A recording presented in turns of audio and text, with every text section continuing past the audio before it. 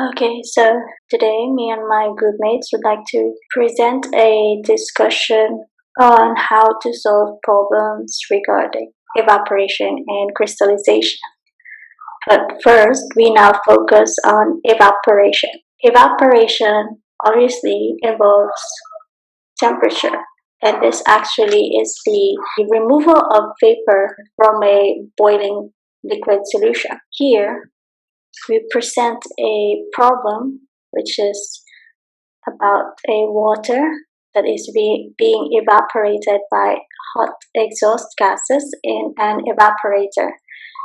Now, the rate of heat transfer, the exit temperature of the exhaust gases, and the rate of evaporation of water are to be determined. Now, given here are the assumptions in the diagram.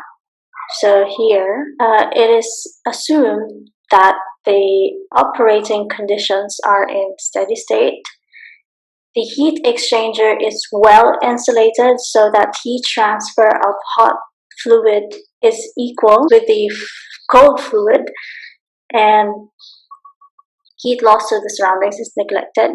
And also the kinetic changes and the potential energies of the fluid streams. Now we also have to consider that here the fluid properties are constant and then there's no following. Here on the right side we have a diagram, an evaporator representation wherein water that's coming in is at 200 degrees Celsius and it's coming out at 200 degrees Celsius. Now we also have an exhaust gas which is hotter than the water that was coming in, that is 550 degrees Celsius, and we don't know the temperature of the exhaust gas that's coming out. Now we're also given with the U and the A and the M, which is 1.780 kilowatts per meter squared degrees Celsius and 0.5 meters squared and 0.25 kilograms per second, respectively. Now to solve this, water at 200 degrees Celsius, we have H that is 1,941 kilograms per kg, and a specific heat at 1,051 joules per kilogram degrees Celsius. Now, temperature differences between water and the exhaust gas at the two ends of the evaporator are computed this way. So the change in temperature 1 is actually equal to the hot temperature that's coming in minus the temperature of the cold water that's coming out. So that's 550 degrees Celsius, that is the exhaust gas, minus 200 degrees Celsius of the water that's coming out, and that's equal to 350 degrees Celsius.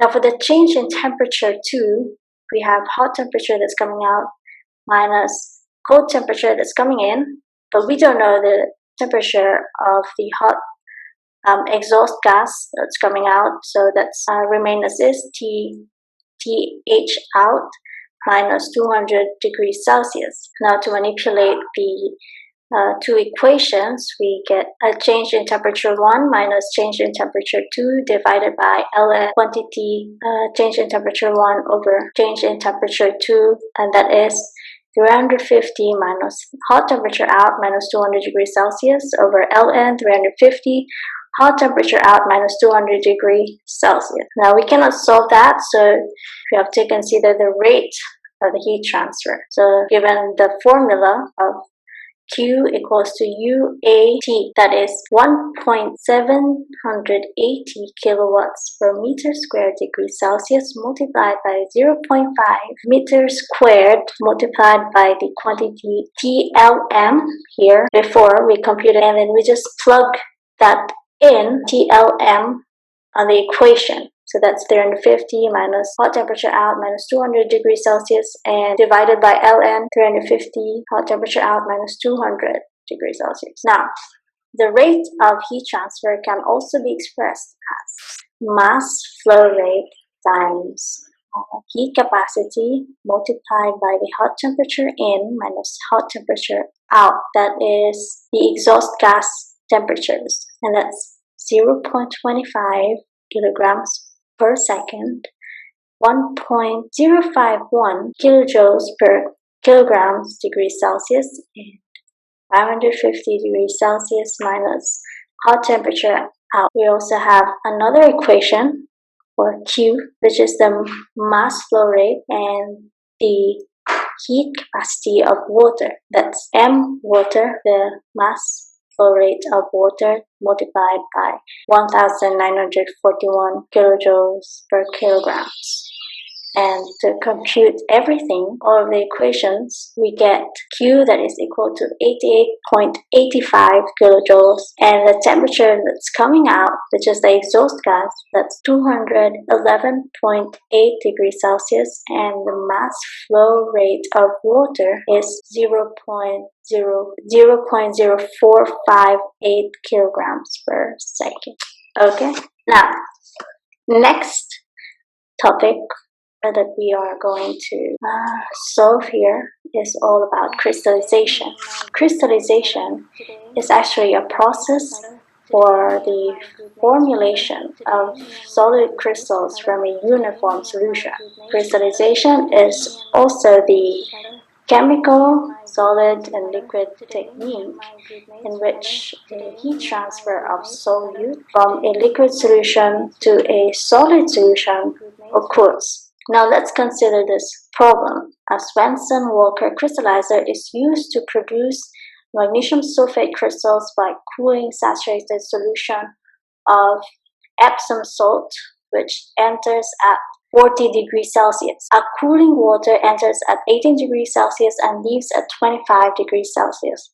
Now the slurry leaves at 27 degrees Celsius. Calculate the cooling water requirement in kilograms per hour if the overall heat transfer coefficient is 220 watts per meter squared Kelvin. Given also the specific heat, which is 3 kilojoules per kilogram K, and the feed rate at 800 kg per hour. Now how to solve this? Alright, so the first thing we have to do is we make a diagram. So assuming the crystallizer is the box at the center, which is the Swenson-Walker crystallizer, and the feed solution is the Epsom salt, which is at 40 degrees Celsius, and mixed with water in the crystallizer that's initially with a temperature at 18 degrees Celsius and it comes out at 25 degrees Celsius. Now, after being in a crystallizer, it produces a liquid and, of course, a crystal. So here it says the slurry leaves at 27 degrees Celsius. So that's the mother liquor here on this diagram. Okay, so to compute, we have here Epsom salt at 40 degrees Celsius. Its composition is 45.6 grams of Epsom salt divided by 100 grams of H2O, and Epsom salt at 27 degrees Celsius is 39.21 grams over 100 grams of H2O. Now to compute for their mole fraction, that's 45.6 grams plus 100 grams plus 45.6 grams. So that's the grams of the Epsom salt at 40 degrees Celsius divided by the total grams of the water and the Epsom salt. So that's equal to 0.3132. Now the composition at 27 degrees Celsius of Epsom salt, that's 39.21 grams over 100 grams of H2O. Its mole fraction is 39.21 grams of Epsom salt divided by 100 grams of H2O plus the 39.21 grams of Epsom salt, and that's equal to 0.2817. Composition, or the mole fraction, of the magnesium sulfate and the magnesium sulfate plus the H2O7, which is the Epsom salt, is equal to 120.47 grams. So this is the molar mass of the magnesium sulfate, and divided by 120.47 of magnesium sulfate plus the 18 grams multiplied by 7 H2O, and that's equal to 0.4838. Okay, so the overall mass balance is given by the equation feed equals to the products. Feed equals to the liquid plus the crystal. So we have feed at 800 is equal to liquor plus crystal. That's the first equation. Now, to balance the solute, this is given by the equation Fx equals to Lx and plus Cx.